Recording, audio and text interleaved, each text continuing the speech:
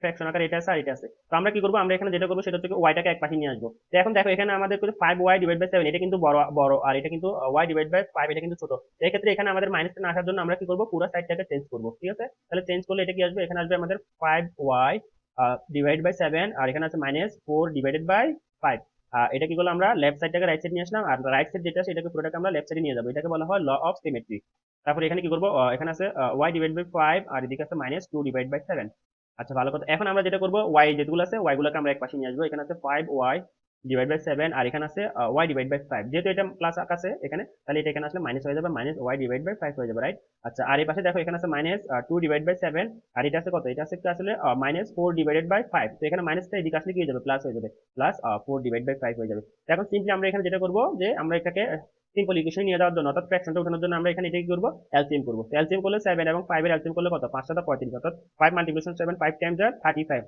তাহলে এখানে এলসিএম করলে বা লসাগু করলে এটা আসবে 35।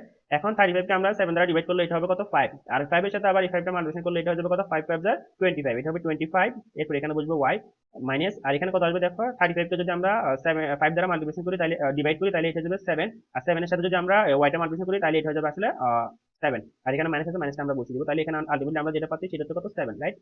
এরপর এই পাশেও ঠিক আমরা এলসিএম করবো। তো এলসিএম করলে 3, এখানে 7 আর 7 আর কত আছে, এখানে 5 আছে, তাও এখানে আমরা 35 পাবো না। এটাও ঠিক একই রকম। তাহলে আমরা 5 এর সাথে 2 মাল্টিপ্লিকেশন করলে এটা হয়ে যাবে কত, 5 দুগুণে 10। এখানে মাইনাসটা আমরা বসিয়ে দিব, আর এখানে প্লাস আছে, প্লাস জায়গায় প্লাস বসাবো। আর এরপর আমরা এখানে 35 কে 5 দ্বারা ডিভাইড করলে এটা হয়ে যাবে 7। আর 7 এর সাথে যদি আমরা 4 টাকে মাল্টিপ্লিকেশন করি, তাহলে এটা যাবে 4 টা 8, অর্থাৎ 28, রাইট। আচ্ছা, এখন দেখো আমি বাকিটা এখানে করে দিচ্ছি তোমাদেরকে। তো এখানে 20, এখানে y হবে 25 থেকে যদি 7 চলে যায়, তাহলে আমরা এখানে কত পাবো দেখি বলতো। 25 থেকে যদি আমরা 7 চলে যায়, তাহলে এখানে পাবো আমরা উপরে 18y, রাইট। আর নিচে আছে আমাদের 35। এরপর এখানে দেখো, এখানে 28 থেকে যদি আমাদের 10 চলে যায়, তাহলে আলটিমেটলি আমরা এখানে পাবো আবার 18।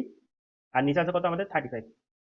ঠিক আছে, তো এখন দেখো এটার আনসার যে আমাদের কত আসবে, এটার আনসার যে আমাদের 1 আসবে। এটা এখানে বোঝাচ্ছে, কারণ এই পাশে আর এই পাশে দুইটাই সেম। তাও আমি পুরো অঙ্কটা করে দিচ্ছি। এখন আমরা এখানে এই ওয়াইটাকে রেখে দিব, যেহেতু আমরা ওয়াই মানটা, ভেরিয়েবলের মানটা বের করবো, ওয়াইটাকে আমরা এই পাশে রেখে দিয়ে আমি সিম্পলি এখানে পুরো অঙ্কটা এখানে শেষ করে দিচ্ছি। ওয়াইটাকে আমরা রেখে দিলে বাকিটা কি হবে দেখো।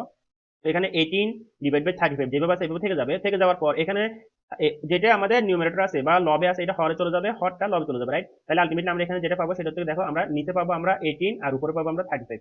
ঠিক আছে, আমি সিম্পলি এখানে আরেকটা লাইন কম হওয়ার জন্য এভাবে লিখে দিচ্ছি। দেখো এখন আমরা এটার সাথে এটা ডিভাইড করবো, এটার সাথে এটা ডিভাইড করবো, ডিভাইড করলে আলটিমেটলি আমাদের এখানে থাকবে 1। তাহলে সিম্পলি আমরা এখানে লিখতে পারি y = কত, 1। তো এটা থেকে আমাদের সে